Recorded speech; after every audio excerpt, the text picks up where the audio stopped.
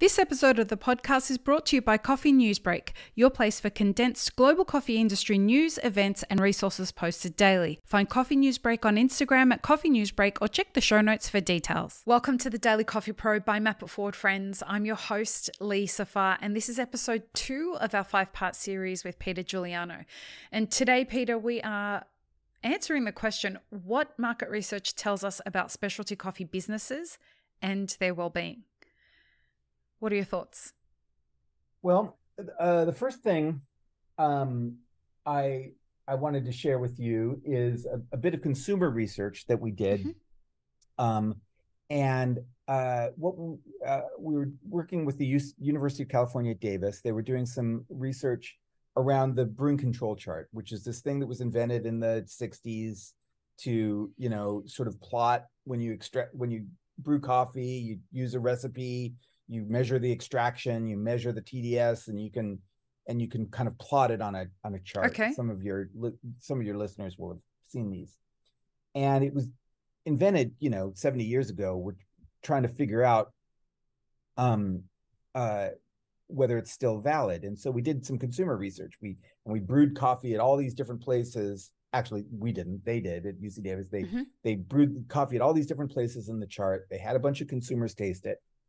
And sure enough, if you average all the consumers together, then you got this place at the middle of the chart, which is traditionally where they have this box that says brew it here.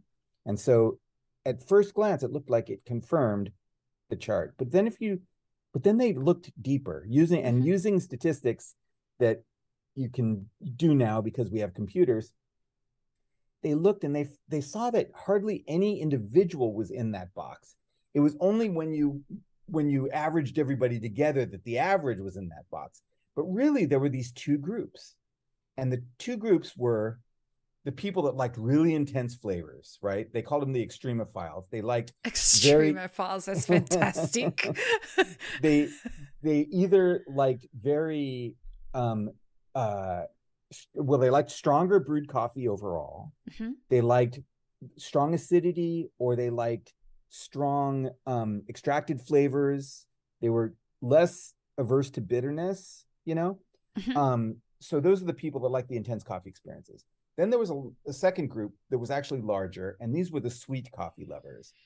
They gravitated towards sweetness, and they gravitated towards lower TDS coffees, so less strength. So, and hardly anybody was in the middle. But misleadingly, if you put everybody's preferences together, you get this median. Right. Basic statistics, seems to please everybody, but it actually displeases, And so there's a huge lesson in that. Not only there's a practical lesson that these are two consumer groups that exist, and if you're a retailer, you might want to figure out who your consumer is. Yeah. Right. Do you have both of those types coming into your shop? If so, you better offer them two different coffees, because they're going to like different things. Or it might be that you're just attracting the extremophiles, and that's a good thing to know about, or the opposite. But this is a key insight into that your consumers are probably more diverse than you think, and you may not know what, and you may want to ask. This is the kind of thing that you can interrogate. And okay, so that's a small example. I love that, Peter. I love that. And that's an example of how consumer research properly done can give you an insight that's not instantly obvious. An amateur statistics person would have stopped at the first step and not gone to the second step of getting deeper into what it says. Okay, so how can we apply that in the larger market? And in the larger market, we've been doing studies over many years, looking at different businesses, what makes them successful, et cetera. And there's some interesting things. And one we became very, very clear during the pandemic. So during the pandemic, we kind of stepped it up, and we started doing more frequent market research things to kind of see how people were surviving the pandemic. And one thing that a lot of the most sort of uh, uh, sort of the businesses that continued to thrive during the pandemic were the ones that were the most connected, described being the most connected to their audiences, to their communities, and felt like they were being responsive. So there was this big difference during the pandemic. Like there were some people that just shut down. They're like, wait a second, they're closing coffee shops. Nobody's, allowed to congregate in coffee shops anymore. I don't know what to do. I don't have a drive-through. I'm going to shut my doors for 2 weeks. Then there were some coffee shops that just refused to quit. They just kept their shops open. They were doing curbside deliveries, or they put plexiglass in their front doors and whatever. And they were just trying to adapt and engage. And the ones who never closed were a lot more optimistic by the middle of the pandemic than the ones who closed and reopened were. The ones who just stayed at it, wound up feeling more optimistic later on. So there's a lesson there. Exhausted, but optimistic. Exhausted, but optimistic. Yeah. Because because a lot of them felt like their communities, their customers rallied for them. Their customers showed up for them when they were struggling, they described that over and over. And another thing that a lot of them had a sort of key insight, which is they stopped wanting to be so instructive about what specialty coffee was to their consumers. And there was this thing, I've done it, most kind of third wave coffee people have said, we just need to educate the customers. They don't know what specialty coffee is yet. I've discovered what specialty coffee is. I just want to share this with people. And I'm going to tell them about what altitude this coffee was grown at and what process and all this stuff. And I'm just going to teach them, and then they're going to love it. And they're going to care. Right. And a lot of people feel overwhelmed. Consumers, we know, feel overwhelmed by that. Sometimes they feel judged. Sometimes they feel, sort of lectured at. And a lot of companies during the pandemic, they said, you know what? I need to do a better job listening to these people who supported us through this hard time. One shop owner in particular said, I'm serving this cherry cold brew drink that I would have never sold 5 years ago. I would have thought was awful. But you know what? My customers love it. They love it. And the pandemic helped her see, what kind of pretense is it for me to not sell this thing that people are going to love? And it's not that this isn't great coffee that I'm proud of. I'm proud of the flavors here. It's just that it's kind of a little bit of a concoction. It's got sugar in it. Yeah, it's got sugar, and that's okay. And so, to me, the lesson for shop owners is, again, there's all sorts of tools available to help you listen to who your customers want you to be. Now, you don't have to be exactly what they want you to be, but it's great to have that as a starting place for a negotiation. I had a friend who ran a restaurant for a long time, and he thought of his relationship with his customers as a negotiation. He gave them something that they wanted, and then he would ask them for something that he wanted to give them, And I thought that was a really healthy way to think about a relationship with a customer. You're not just desperately saying, tell me what you want and I'll give it to you. Because a lot of people are uncomfortable with that. That maybe leads to a fast food kind of place that people don't want to be at. But you also don't want to be at a place where you're lecturing people like, I'm doing what I want, screw what you want. If you don't like it, you can leave. Finding that middle place with giving them exactly what they're asking for sometime and making them feel delight, and then building on that to say, and by the way, this is something I want you to try, I think is a healthy way to build a relationship with your and evolve your customer base. Like take them on a journey that changes as your business evolves, as your customer base grows.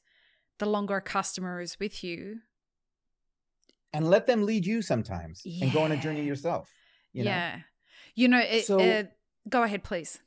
well, So, no, anyway, the thing that I was going to say is then once we started looking, um, then after the pandemic, as we start to look at these businesses, you know, you start to see, and this is, I think, characteristic of this moment, and especially coffee. And I've already mentioned it in the last episode, how diverse it is. You know, mm-hmm. so when these businesses start to do this and find their niche, find their lane that they're gonna play, they wind up being diverse because the consumers are diverse that they're delighting. So you find your audience, you get good at delighting them, and then your business starts to grow. You know, you're not trying to be, you know, people get tied up being like, I'm going to be the best shop in my town, you know. Mm-hmm.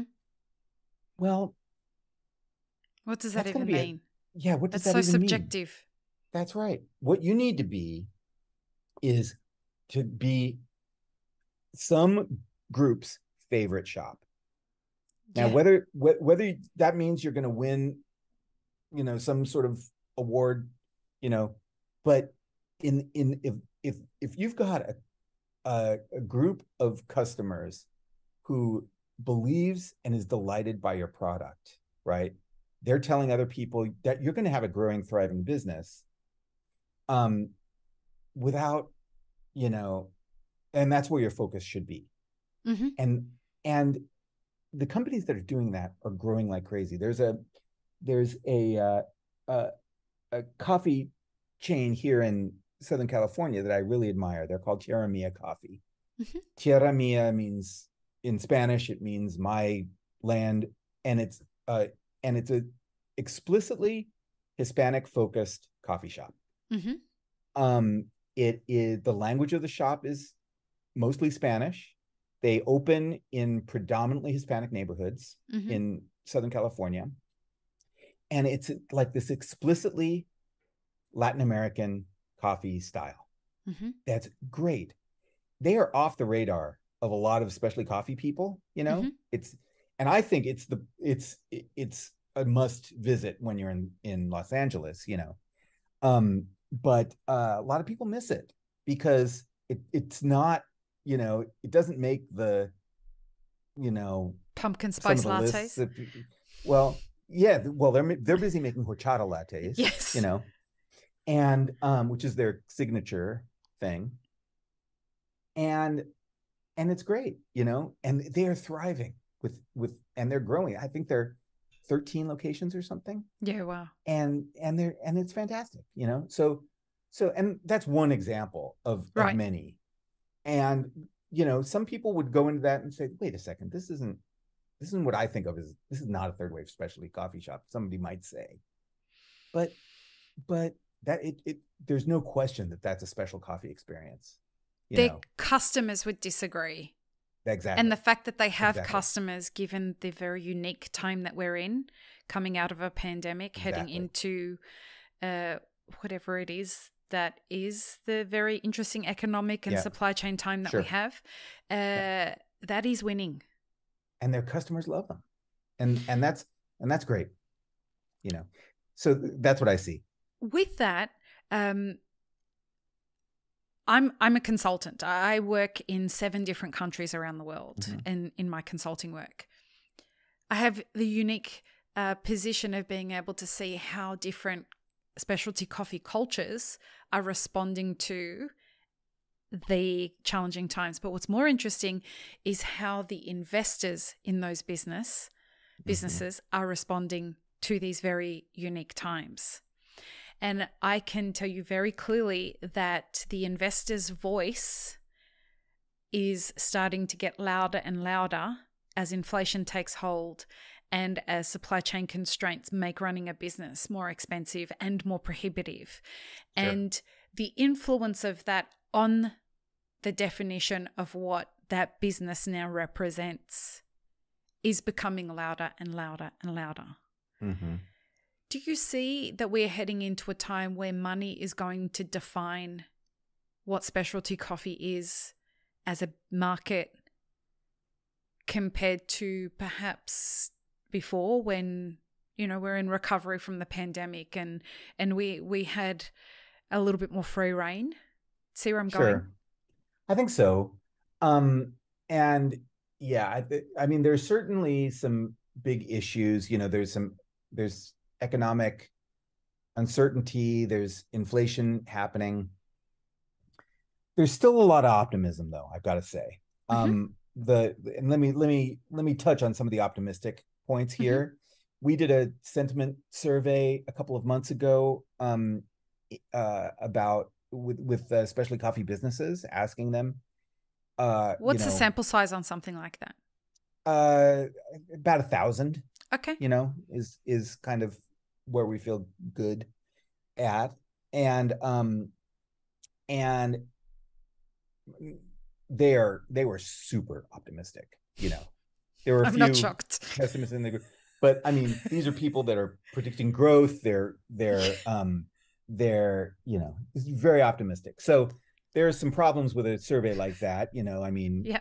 there's there's response bias. There's all these things, but but there's still a lot of optimism in the specialty coffee trade. People, the NCA, the National Coffee Association here in the United States, just released their fall research, consumer research, and it shows continued interest in specialty coffee, and especially from younger demographics. Right.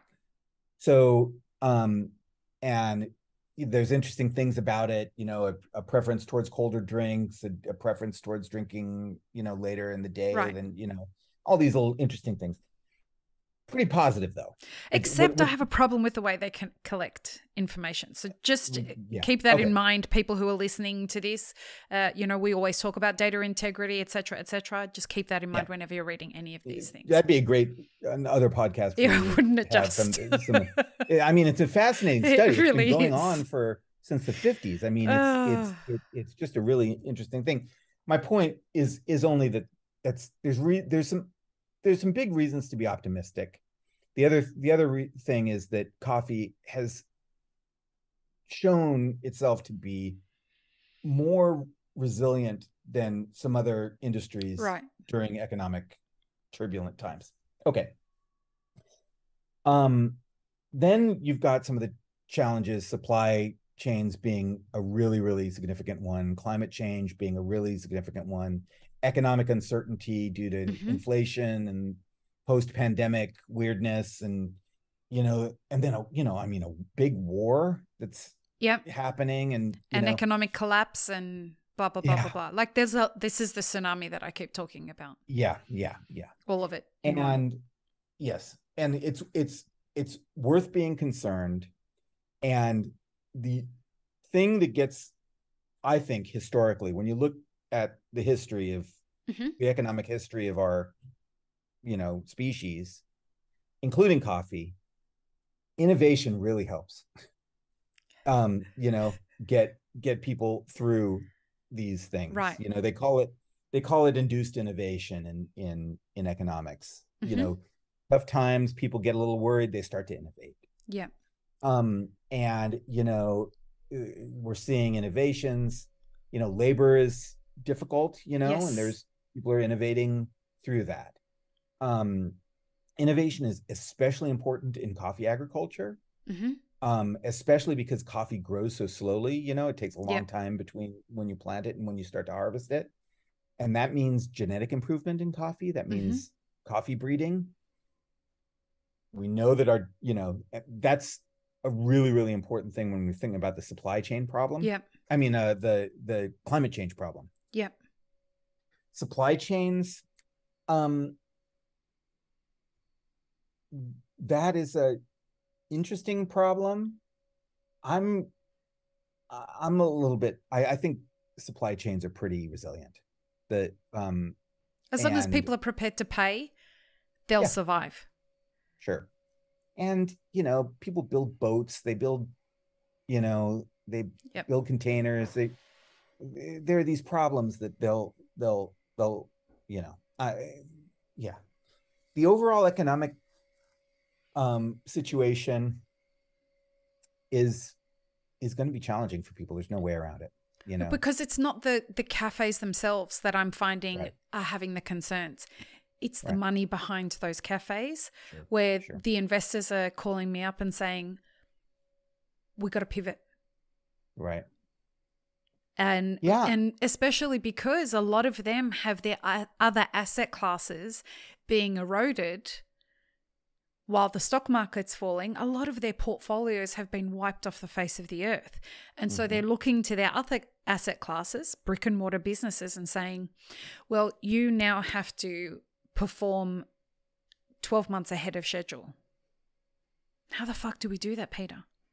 Yeah. Like it's without compromising the values of a business.